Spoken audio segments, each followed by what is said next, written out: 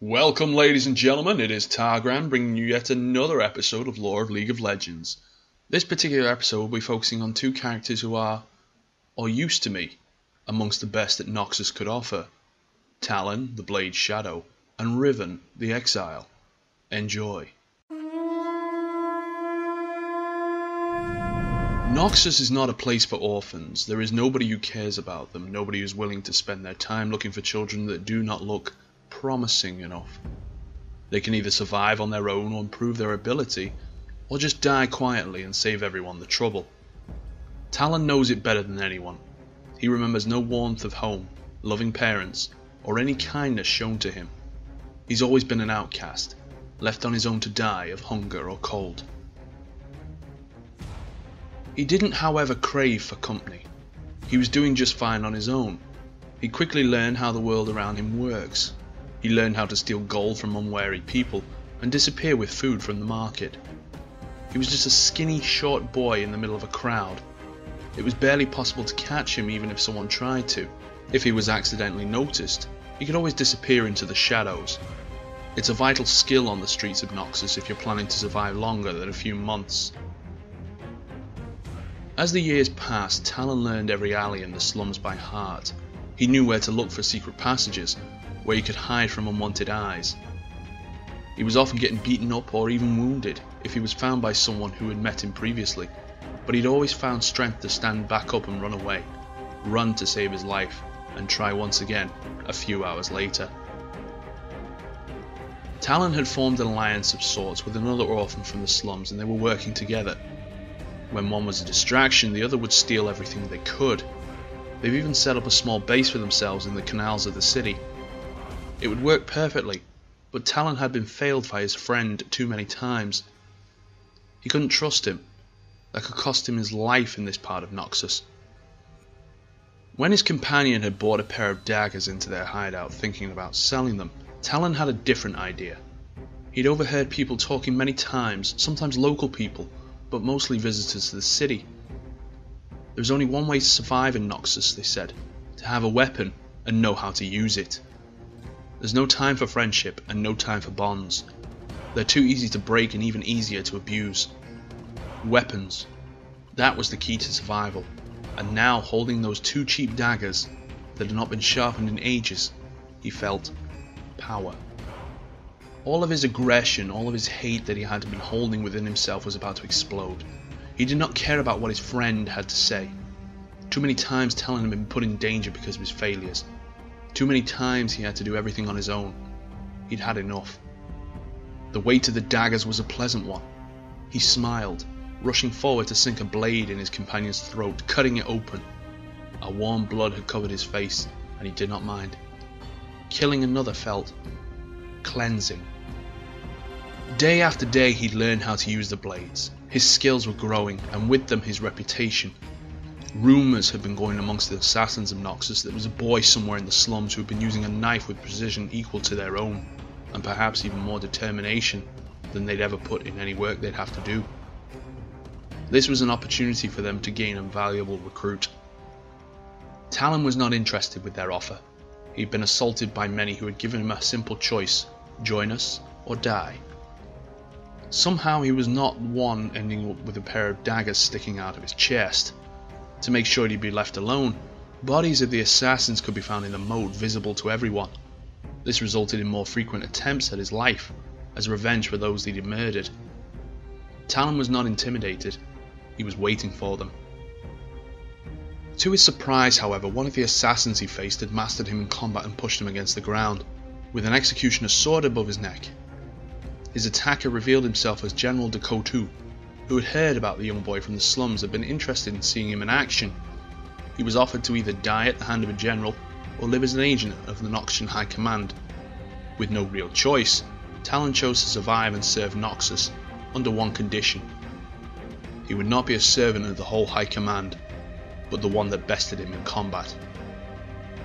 Talon had served the family of Dekotu ever since, taking orders from the general. They took him to every corner of Valoran, sometimes risking his life, but he wasn't afraid. It was a great opportunity to hone his skills and learn more about his own limits. Under his command, Talon had become one of the most feared assassins of Noxus, When the general vanished, Talon had theoretically regained his freedom, but throughout his service, he'd gained immense respect from the general, and he was almost like a father they'd never had. Talon is determined to find out who's arranged the general's disappearance and tracking them down. His search had brought him to the gates of the Institute of War. There, he hopes to find people responsible for everything. He intends to make them pay. Riven had been brought up in a simple family of Noxus, repeating words that everyone in Noxus tells to themselves. Only the strong will survive. You can be anyone, a woman, a boy, even a cripple, as long as you can find strength in yourself to stand up and be useful to your homeland, but also defend yourself, you will live. Otherwise, you might just get killed, or just simply ignored and forgotten.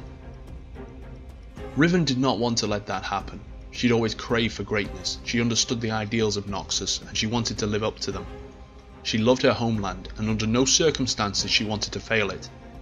During the early years of her military service, she'd shown great potential that had drawn the attention of commanders to her. She was determined to master a weapon that was almost her size, a massive longsword. It was a ruthless, deadly weapon, and not everyone could use such a blade, but yet Riven managed to use it with grace. Her true strength, however, was not in her blade, but her mind. Her almost fanatic conviction to the ideals of Noxus made her a true killing machine that would stop at nothing when she stepped onto the battlefield. She had no doubt that what she was doing was right. She feared nothing, not even death. She'd been quickly raised to a position of a poster child of Noxian spirit. Her passion was so exceptional that she had been rewarded with a rune sword crafted specially for her, by the request of the High Command. The blade was enchanted with the best of Noxian sorcery, crafted to Riven's liking. Broad as a shield and heavier than one, just what she wanted. She was given an opportunity to test the blade when she was sent to Ionia. When the war began, it was clear that it was more of an extermination than a conflict. Ionia had no regular army to stand against Noxus, nothing to protect themselves from the war machines that had been brought here straight from Zorn. Riven had been expecting a fair fight, but instead she just got manslaughter. Her main task had been changed, and now she was spending most time dealing with orders and passing them on. It was not what she trained for. While slowly advancing deeper into the island, Riven's company had been ambushed by Ionian guerrillas. Her company had been travelling through fog-covered land, marching in thick mud. It had been slow and tiring, and dusk had been quickly approaching. Riven knew she had to stay focused on the task, but she was just thinking about recent events. Ionia was supposed to surrender, and yet they were still fighting back. When they'd reached the valley that there was the goal, as it could allow war machines crafted by Singe to pass further into Ionia. When the troops had entered the valley, Riven noticed someone approaching them. It was just a little girl, harmless it would seem. She was, however, a good distraction, allowing for Ionian men to jump out of their hiding and start a fight. Noxus had the equipment advantage over Ionians, but they'd been outnumbered the troops, and most of the soldiers had been surprised, not entirely sure what was happening. Riven tried to fight the Ionians, shouting out orders. She was trying to get her men in defensive formation, but it was hopeless. All they could do was defend themselves and hope that their training would be enough to push those desperate peasants back. She raised a flare to let the rest of the Noxian army know about the ambush. Her plan was to cut herself a way out and save as many people with her as she could. But before she could react, a glowing ball had exploded in front of her, blinding her for a few long seconds. All she could hear was ringing in her ears as she tried not to fall down. Riven was not sure what that was, but before she could look down for a place where the ball had come from, another had appeared, knocking both Ionians and Noxians down. The battlefield was chaos. Some men had still been fighting, others had been trying to run. Some had just been kneeling down and scratching their faces. That's when Riven realised what happened. The Zornite machines known as melters had already unleashed their toxic barrage, and more was still coming. The ground beneath was being torn with explosions as she ran away, watching as soldiers fight to draw a breath as their skin starts slowly turning red.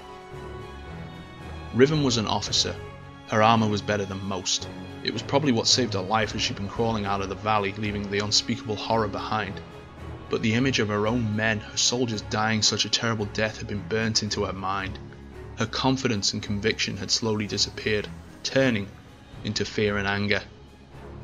She's been counted dead by the High Command, which only helped her cause. Riven has shattered her sword and started a new life. She wanted to prove that Noxian ideals are still good, but the way they are executed is not acceptable. She still loves her homeland and is willing to fight for it. The one that she despises are sitting on their seats in the High Command. Riven will serve them no longer. She's now fighting for Noxus on her own terms, in the League of Legends. And that's all we prepared for you this week, ladies and gentlemen. I hope you've enjoyed it, and if you did, please let us know by clicking that like button and leaving your feedback in the comments section down below. If you enjoyed this episode in particular, let us know by adding it to your favourites and sharing it around. It really helps us out a lot. And as always, I'll see you next time.